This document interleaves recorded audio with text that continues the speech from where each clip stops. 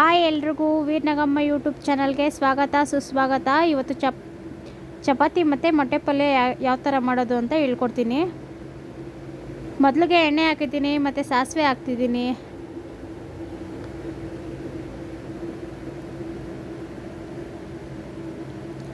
ಸಾಸಿವೆ ಎಣ್ಣೆ ಕಾದ್ಮೇಲೆ ಸಾಸಿವೆ ಹಾಕಿದ್ರೇ ಚೆನ್ನಾಗಿರೋದು. ಒಬ್ಬೊಬ್ಬರು ಹಸಿ ಎಣ್ಣೆಯಲ್ಲೇ ಹಾಕ್ಬಿಡ್ತಾರೆ, ಆ ಥರ ಹಾಕಬೇಡಿ.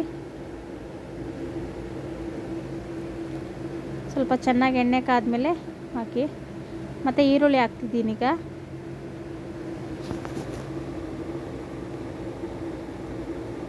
ಸ್ವಲ್ಪ ಚೆನ್ನಾಗಿ ಈರುಳ್ಳಿಯನ್ನೆಲ್ಲ ಫ್ರೈ ಮಾಡ್ಕೋಬೇಕೀಗ.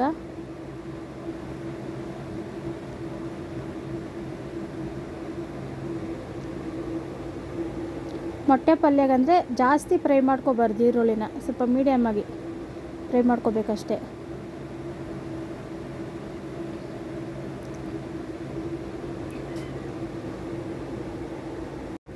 ಸ್ವಲ್ಪ ಚೆನ್ನಾಗಿ ಹಾಗೆ ಫ್ರೈ ಮಾಡ್ಕೋಬೇಕು.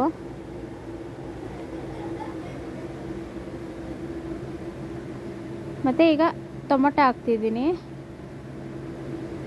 ಬೇರೆ ಒಂದೇ ಒಂದು ಟೊಮೊಟೊ ಅಷ್ಟೇ, ಜಾಸ್ತಿ ಟೊಮೊಟೊ ಹಾಕಿದ್ರೆ ಚೆನ್ನಾಗಿರಲ್ಲ ಮೊಟ್ಟೆ ಪಲ್ಯಗೆ. ಅದು ಚೆನ್ನಾಗಿ ಫ್ರೈ ಮಾಡ್ಕೋಬೇಕೀಗ.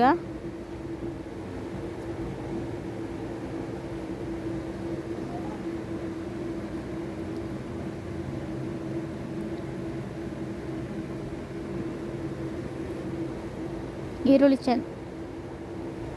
ಈಗ ಅರಿಶಿನ ಪುಡಿ ಹಾಕ್ತಿದ್ದೀನಿ. ಮತ್ತು ಗರಂ ಮಸಾಲ ಹಾಕ್ತಿದ್ದೀನಿ. ಈಗ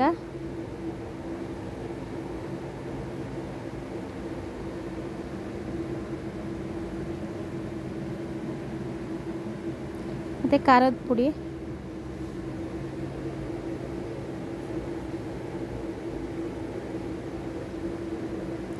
ಮತ್ತು ಇವಾಗ ಉಪ್ಪು ಹಾಕ್ತಿದ್ದೀನಿ. ರುಚಿಗೆ ಎಷ್ಟು ಬೇಕೋ ಆ ಥರ ಅಷ್ಟು ಉಪ್ಪು, ಸ್ವಲ್ಪ ಸಾಂಬಾರು ಪುಡಿ. ಅದು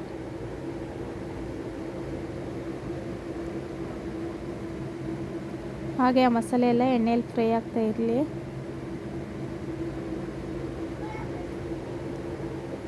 ಸ್ವಲ್ಪ ಧನಿಯಾ ಪುಡಿ, ಮೊಟ್ಟೆ ಪಲ್ಯಗೆ ಧನಿಯಾ ಪುಡಿ ಹಾಕಿದ್ರೇ ಸ್ವಲ್ಪ ಟೇಸ್ಟ್ ಚೆನ್ನಾಗಿರುತ್ತೆ. ಧನಿಯಾ ಪುಡಿ ಎಷ್ಟು ಹಾಕಿದ್ರೂ ಸ್ವಲ್ಪ ಚೆನ್ನಾಗಿರುತ್ತೆ ಟೇಸ್ಟ್. ಅದು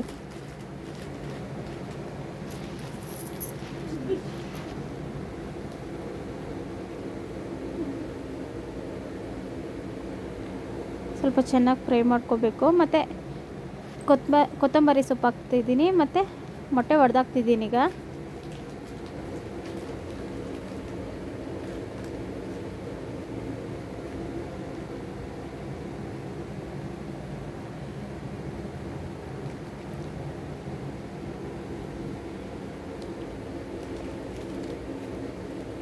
ಐದು ಮೊಟ್ಟೆಗೆ ಮತ್ತು ನಾನು ಹಾಕಿರೋ ಮಸಾಲೆಗೆ ಕರೆಕ್ಟಾಗಿರುತ್ತೆ. ಈಗ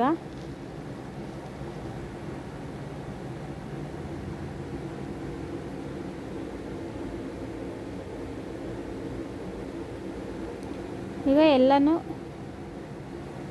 ಚೆನ್ನಾಗಿ ಮಸಾಲೆ ಮತ್ತು ಮೊಟ್ಟೆ ಎರಡು ಕಲಿಸ್ಕೋಬೇಕು. ಎರಡು ಸೇರಿ ಫ್ರೈ ಮಾಡ್ಕೋಬೇಕು.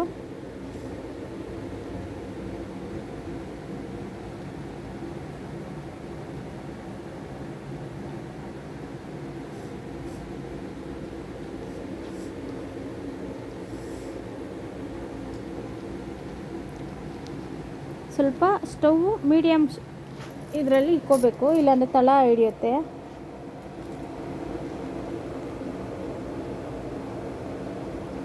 ನೋಡಿ,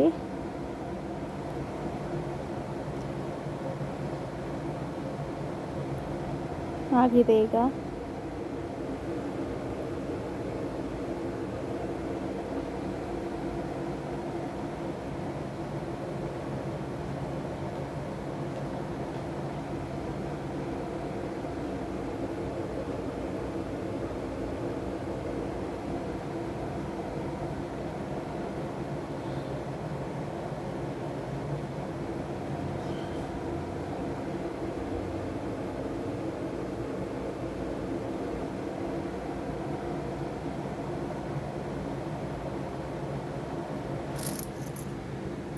ನೋಡಿ, ಮೊಟ್ಟೆ ಮತ್ತು ಚಪಾತಿ ಬೀನ್ಸ್ ಪಲ್ಯ ಮಾಡಿ ಒಂದ್ಸರಿ ತಿನ್ನಿ.